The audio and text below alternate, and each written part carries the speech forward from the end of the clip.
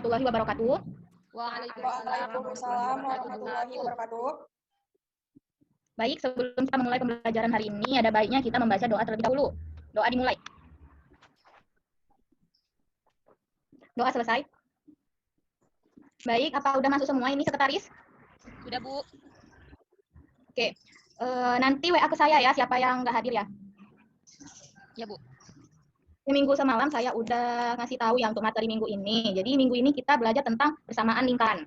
Apa sudah ada yang mencari tahu tentang persamaan lingkaran atau men-search gitu? Siapa? Ada Bu saya dan di jauh hari. Oke, silahkan. Iya, silahkan. Jadi persamaan lingkaran itu mempunyai dua jenis, yaitu persamaan lingkaran dengan pusat 0,0 dan persamaan lingkaran dengan pusat A, B. Oke, terima kasih. Jadi, Ibu lanjut ya, persamaan lingkaran ini mempunyai dua jenis. Yang pertama dengan pusat 0,0 dan titik A, B. Jadi sebelum kita mendalami persamaan lingkaran ini, Ibu mau nanya contoh atau penerapan persamaan lingkaran dalam kehidupan sehari-hari itu apa? Siapa yang mau jawab?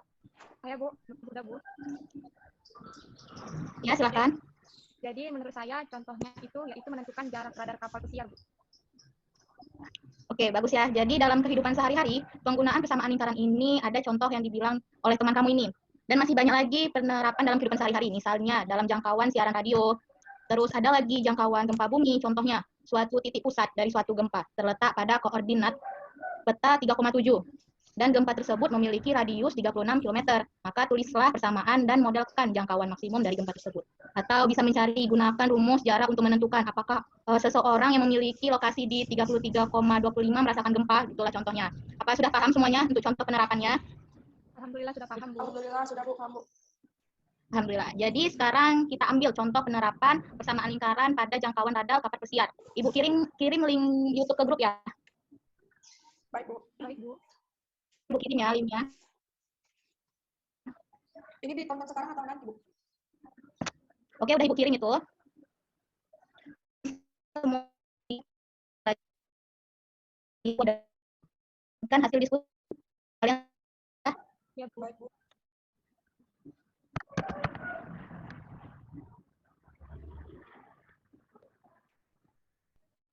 Oke, sudah dilihat ya videonya semuanya? Sudah, Bu. Sudah, Bu. Sudah Bu.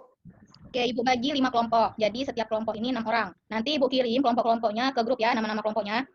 Jadi setiap hasil kelompok nanti akan mempresentasikan hasil diskusinya yang diwakili oleh satu orang aja yang akan menjelaskan. Sudah paham? Paham, Bu. Ya, Bu. Oke, baik. Jadi dengar ya arahan Ibu ya.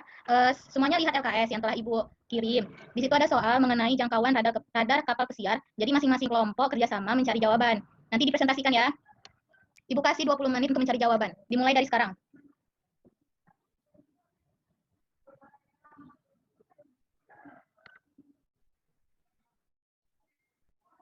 Sudah siap semua kelompok jawab pertanyaannya?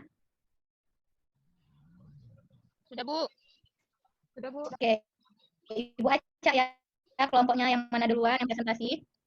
Kelompok 5 dulu deh untuk presentasi yang pertama. Assalamualaikum warahmatullahi wabarakatuh. Baik, saya perwakilan dari kelompok 5 akan mempresentasikan hasil diskusi kami. Jadi, pada suatu kapal pesiar yang ditempatkan pada koordinat titik 5,12 memiliki radar dengan jangkauan 45 km ke segala arah. Tulislah persamaan yang memodelkan jangkauan maksimum dari radar kapal tersebut. Dan gunakan rumus jarak untuk menentukan apakah radar tersebut dapat mendeteksi kapal lain pada koordinat titik 50,25. Jadi jawaban yang pertama, Bu, yaitu tentang tulislah persamaan yang memodelkan jangkauan maksimum dari radar tersebut.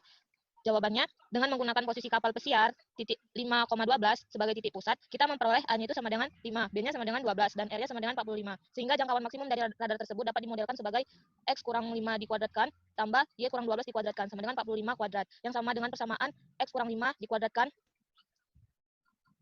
X kurang 5 dikuadratkan tambah Y kurang 12 dikuadratkan sama dengan 2025.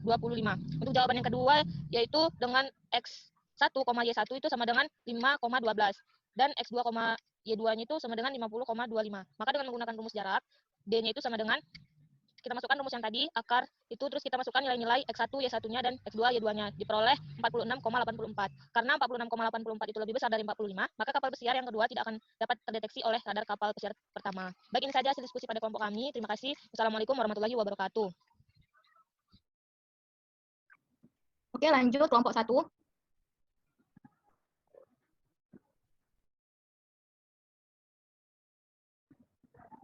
Oke, sudah siap ya kelompoknya semuanya ya? Sudah presentasi ya semuanya? Ya, Bu. Baik, Ibu sedikit kasih penguatan mengenai soal tersebut. Jadi ketika mencari jangkauan radar kapal pesiar ini, pertama kali kita lakukan ialah menentukan titik pusatnya, yaitu A, B, dan juga menentukan R-nya. Setelah itu kita menentukan persamaan modelnya. Dan untuk soal yang kedua, kita mencari jangkauan radar kapal pesiar satu dengan yang lainnya agar tidak terjadi tabrakan. Jadi makanya itu kita mencari rumus jarak yang sudah dijelaskan oleh makalah yang sudah mempresentasikan ya. Oke, sebentar Ibu saya screen dulu untuk contohnya biar kalian lebih paham ya. Baik, Bu. Oke, semuanya dilihat ya, diperhatikan ya. Ini contoh pertama, suatu kapal pesiar yang ditempatkan pada koordinat 5,12 memiliki radar dengan jangkauan 45 km dengan ke segala arah. Soal yang pertama, tulislah persamaan yang memodelkan jangkauan maksimum dari radar kapal tersebut. Soal yang kedua, gunakan rumus jarak untuk menentukan apakah radar tersebut dapat mendeteksi kapal lain pada koordinat 50,25. Maka kita selesaikan. Untuk soal yang pertama, dengan menggunakan posisi kapal pesiar 5,12 sebagai titik pusat, kita peroleh A5, B12, dan R45. Sehingga jangkauan maksimum dari radar tersebut dapat dimodelkan sebagai X kurang 5 kuadrat ditambah Y kurang 12 kuadrat sama dengan 45 kuadrat. Atau sama dengan kayak X kurang 5 kuadrat ditambah Y kurang 12 kuadrat sama dengan 2025. Jadi bagaimana sih Bu kita mencari A, mencari B, dan mencari R-nya? Jadi untuk menentukan A, B, sama R-nya, itu sudah ketentuan dari soal. Makanya kita baca soalnya. Untuk mencari A dan B, berarti itu dari koordinat. Koordinatnya kan 5,12, berarti untuk A 5, B 12. Terus untuk R-nya itu adalah jangkauan, makanya jangkauannya itu 45 dan R-nya juga 45. Sudah mengerti ya? Selanjutnya, soal yang kedua. Mencari jarak untuk menentukan apakah radar tersebut dapat mendeteksi kapal lain pada koordinat 50,25. Maka kita tentukan dulu X1 sama Y1-nya. X1, Y1 dari soal itu 5,12. Terus kita tentukan X2, Y2-nya. Itu dari soalan kedua. Maka kita carilah rumus jaraknya. D sama dengan akar X2 kurang X1 kuadrat ditambah Y2 kurang Y1 kuadrat. X2-nya berapa? X2-nya 50. Dikurang X1. X1-nya 5. Berarti 50 kurang 5, 45. Berarti 45 kuadrat. Ditambah Y2. Y2-nya 25. Dikurang Y1. Y1-nya 12. Jadi 25 kurang 12, 13. Jadi 13 akar 2. Jadi hasilnya akar 45 kuadrat ditambah 13 kuadrat sama dengan akar 2194. Atau kita desimalkan ya. Jadinya 46,84.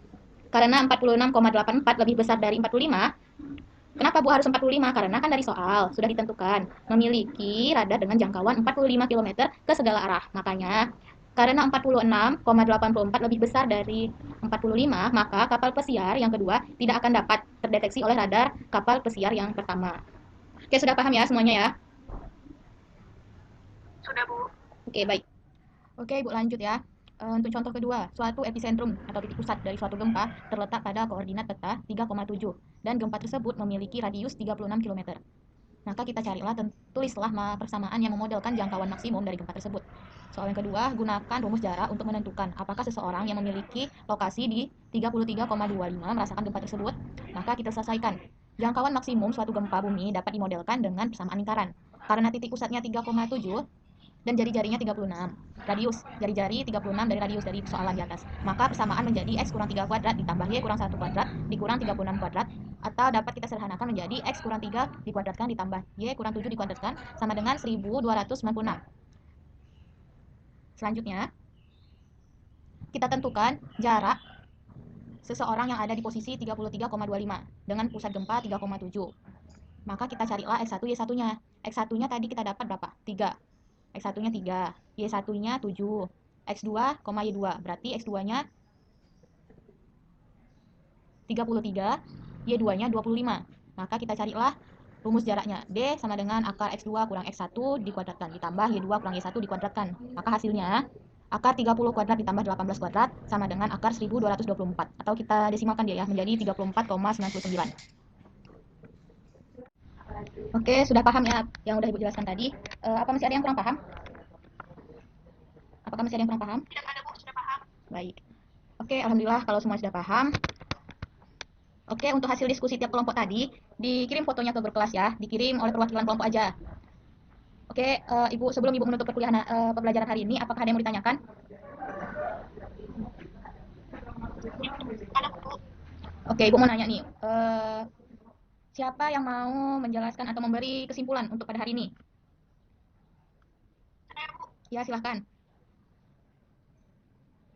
Menurut saya, pembelajaran persamaan lingkaran ini sangat membantu kita dalam kehidupan sehari-hari, Bu. Bukan hanya dalam Oke, baik, terima kasih ya. Untuk memperkuat pemahaman kita mengenai persamaan lingkaran ini, Ibu kasih soal kuis. Satu soal saja. Kerjakan soal pada buku cetak halaman 120, nomor 4 ya. 5 orang tercepat, Ibu kasih nilai tambahan. Jawabannya dikirim ke grup, nanti Ibu lihat. baik, Bu. Oke, sudah paham ya semuanya sama materi hari ini. Karena semua kelompok hari ini bagus presentasinya, maka Ibu kasih A+ semuanya. Oke, minggu depan kita akan membahas mengenai garis singgung lingkaran ya. Dicari bagaimana garis singgung lingkaran itu dan contoh-contohnya juga. Baiklah, sebelum kita menutup pembelajaran hari ini, ada baiknya kita membaca doa kafaratul majelis dahulu. Baik, siapa yang mau memimpin doanya? Ya, silahkan.